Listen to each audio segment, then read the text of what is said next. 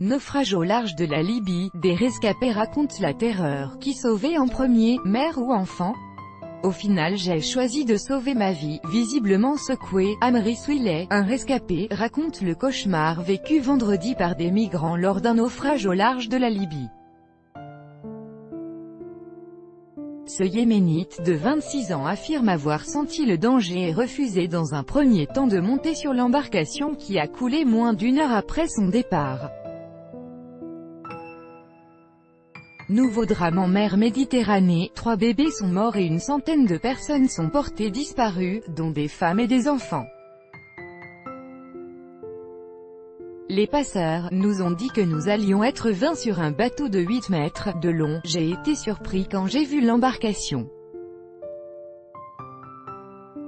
Elle était pleine, il y avait autour de moi 120 personnes. Face à cette foule, le jeune Yéménite, venu en Libye via le Soudan, refuse alors de monter.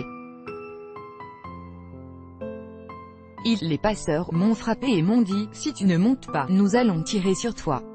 Amri Swiley montre aux journalistes de l'AFP des hématomes sur les bras pour confirmer ses dires. Nous sommes partis à 4 heures du matin. Il y avait beaucoup de monde sur l'embarcation et le capitaine, un Africain, ne voyait rien devant lui. Après une demi-heure, il y a eu une explosion à l'avant du bateau qui a crevé et a perdu de vitesse.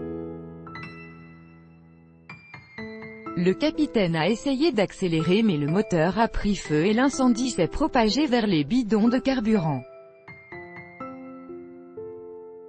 J'ai vu des gens brûler. Une fois dans l'eau, je ne savais plus quoi faire. Qui sauver en premier, mère ou enfant?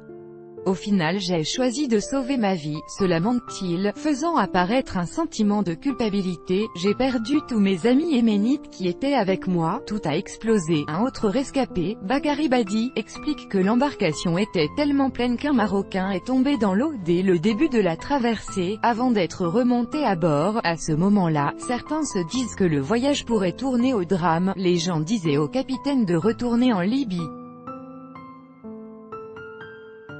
Mais peu de temps après, notre moteur a explosé, plusieurs personnes ont été brûlées vives, notre bateau a explosé. Tout a explosé. Seul Dieu nous a sauvés. J'ai vu un petit bébé, beaucoup de gens tombaient dans l'eau. J'ai perdu tous mes amis, dit-il d'une voix éraillée. Il y avait des Gambiens, des Syriens, des Soudanais, des Yéménites, des Marocains avec beaucoup de petits bébés et des femmes, précise le Gambien de 32 ans. Kobrem lui, n'a que 17 ans.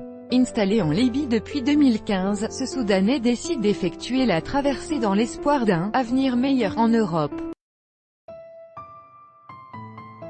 Il affirme avoir payé les passeurs autour de 400 $. Moi je me suis accroché durant 2 heures à une corde attachée à ce qui restait de l'embarcation, jusqu'à l'arrivée des secours. Chaque rescapé s'est accroché à quelque chose, des bidons vides pour la plupart. J'ai vu des gens morts, des bébés, des enfants, des femmes, des hommes, rattrapés par l'émotion. Kobrem dit vouloir effacer cet épisode tragique de sa mémoire. Je ne veux plus me rappeler ce qui s'est passé. Tout droit de reproduction et de représentation réservé. Copyright 2018, Agence France Presse.